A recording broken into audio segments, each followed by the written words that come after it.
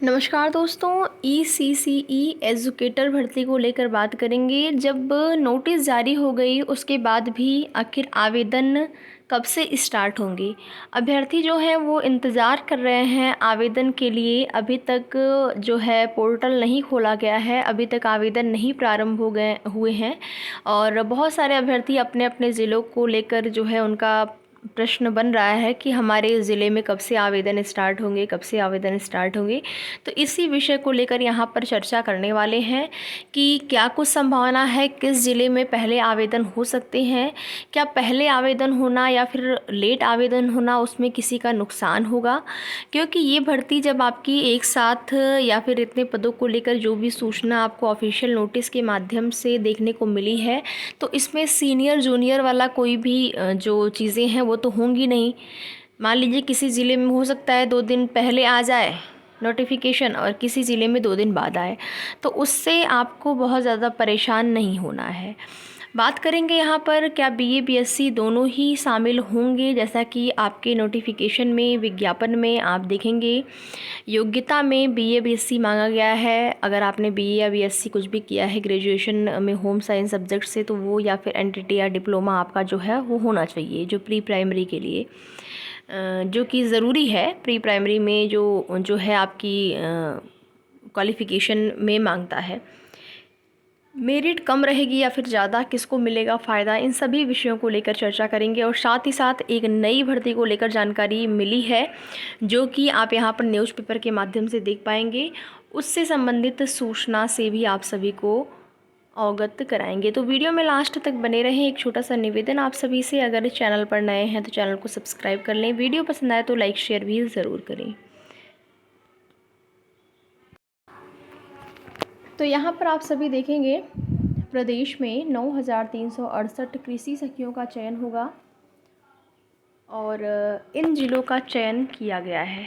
इसमें से आगरा है, अलीगढ़, अंबेडकर नगर, औरैया, आजमगढ़, बागपत, बहराइच, बलरामपुर, बांदा, बाराबंकी, बरेली, बस्ती, बिजनौर, बदायूं, बुलंदशहर, चंदौली, चित्रकूट, देवरिया, एटा, इटावा, फर्रुखाबाद, फतेहपुर, फिरोज़ाबाद, गाज़ीपुर, गोरखपुर, हमीरपुर, हरदोई, जालौन, झांसी, कन्नौज, कानपुर देहात, कानपुर नगर, लखीमपुर खीरी, ललितपुर, लखनऊ, महोबा, मैनपुरी, मथुरा, मिर्ज़ापुर, मुजफ्फरनगर, प्रतापगढ़, प्रयागराज, सहारनपुर, संभल, संत कबीर नगर, शाहजहाँपुर, शामली, श्रावस्ती, सिद्धार्थनगर, सीतापुर, सोनभद्र, सुल्तानपुर, उन्नाव एवं वाराणसी के नाम जो है उसमें शामिल हैं।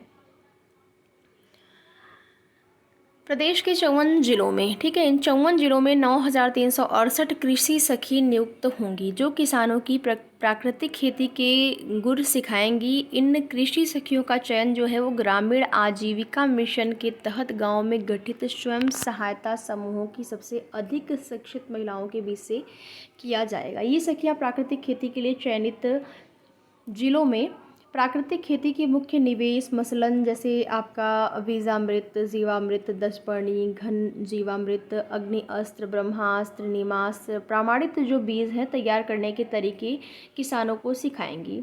इन सखियों को 6,500 रुपये मानदेय देने का प्रस्ताव है। ग्रामीण महिलाओं को आर्थिक रूप से सशक्त बनाने के साथ साथ राज्य में प्राकृतिक खेती का तेज़ी से विस्तार करने के लिए सरकार एक साथ इतनी बड़ी संख्या में कृषि सखियों का चयन करने जा रही है। तो ये आप देखेंगे मानदेय जो है वो इतना मिलने वाला है। तो ठीक है, गांव में महिलाएं जो हैं कुछ नहीं कर पा रही हैं या कुछ नहीं कर रही हैं, उनके लिए एक मौका है। तो किन किन ज़िले, यहाँ पर ज़िले का नाम भी दिया गया है कि प्रदेश सरकार जो है 9,368 कृषि सखियों का चयन करने जा रहे हैं। अब यहाँ पर बात कर लेते हैं ECCE एजुकेटर भर्ती को लेकर। तो ECCE जो एजुकेटर भर्ती है आपकी, वो तो पहले अलग अलग ज़िले का जो है यहाँ पर नोटिफिकेशन आपको अलग अलग विज्ञापन देखने को मिलेंगे। उसके बाद जहाँ तक संभव है उम्मीद है कि आप अपने ज़िले से आवेदन कर पाएंगे, अपने अपने ज़िले से, जैसे जो आपका ज़िला है उसी ज़िले से आप आवेदन कर पाएंगे। और योग्यताओं में जो चीज़ें यहाँ पर आपसे मांगी गई हैं, ग्रेजुएशन आपका होना चाहिए, विशेष विषय आपके होने चाहिए उस ग्रेजुएशन से। जैसे ग्रेजुएशन में आपने बीए किया है या फिर बीएससी किया है, दोनों ही शामिल होगा। हाँ, उसमें आपका सब्जेक्ट मेन यहाँ पर सब्जेक्ट का मेन रोल है कि आपका होम साइंस सब्जेक्ट ही होना चाहिए। इस विषय से आपका ग्रेजुएशन होना चाहिए, चाहे आपने बीएससी किया हो या फिर बीए।